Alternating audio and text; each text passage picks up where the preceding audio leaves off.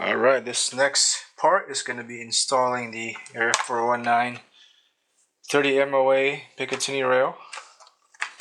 So without it, I can't put a scope on it. So I'm going to install that along with this Barricade stop. And I also have the bolt knob. So I'm going to change out the stock bolt for this nice bolt knob from Air 419.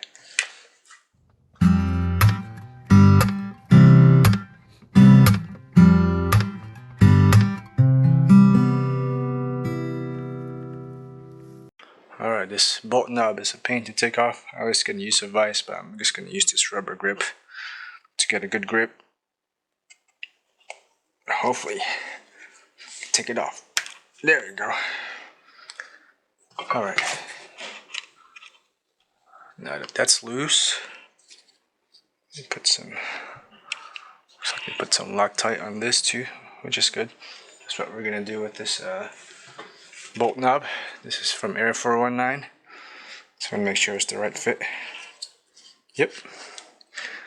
Put some Loctite on it. Some blue Loctite.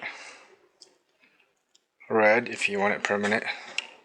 I'm not sure. I mean, I guess it's going to be permanent for me, but I'm just going to put blue just in case I want to take it off someday.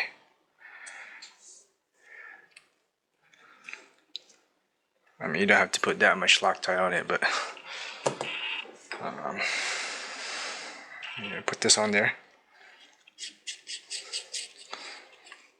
So yeah, a little bit of excess, so I'll wipe that off.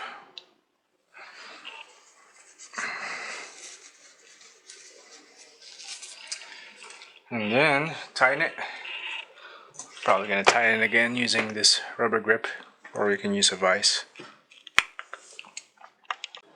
Alright.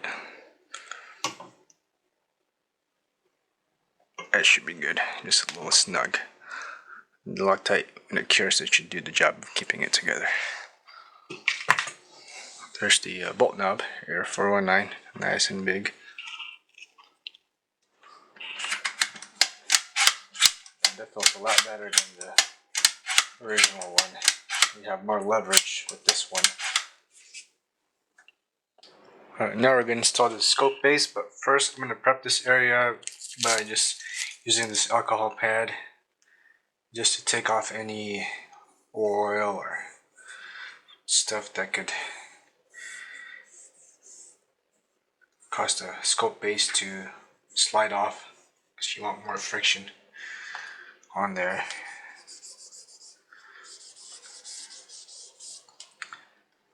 It did come with this hex, star hex, so that's nice. I'm just going to loosen this up so that it can easily slide on.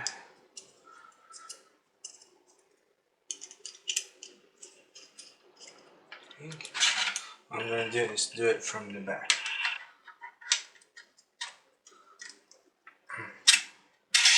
And slide that on. That's easier. I might have to loosen it up just a bit more.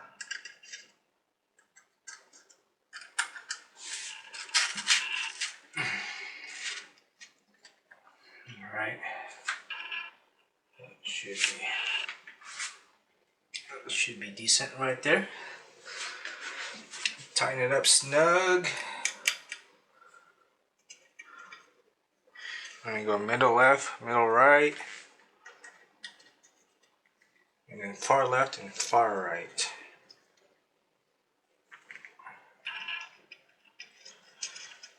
So those are good practices for tightening things and torquing things down.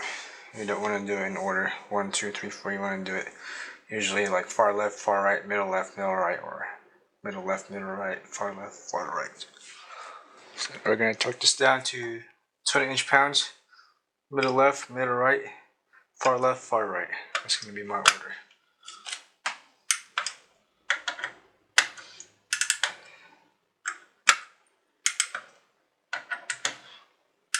Alright, do it again.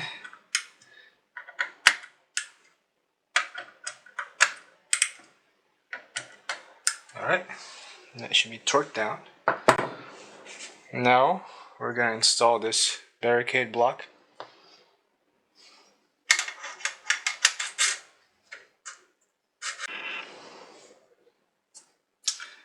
Same drill, I'm gonna snug it down and then torque it afterwards.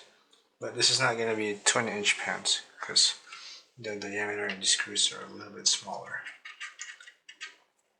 We don't want to strip it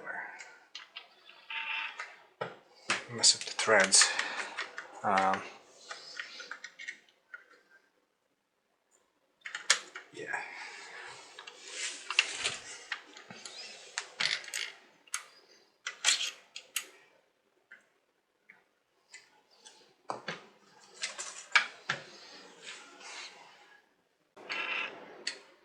There you go.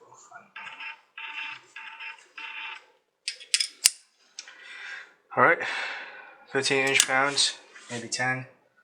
Let's do 15.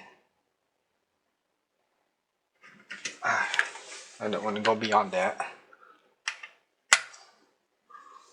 This one is going to be, yeah, let's do 15. Not go beyond that. So this is something I personally like to do, is to put a witness mark on here just to see if it came loose. The witness marks allow me to make sure that things are tight, and if I see the mark move, that means that I need to tighten it. So I'm going to do this on both sides, including the scope base screws.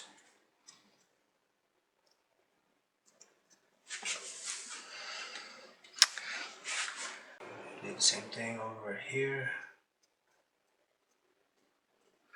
These are just good manufacturing process stuff that I've learned working with manufacturing.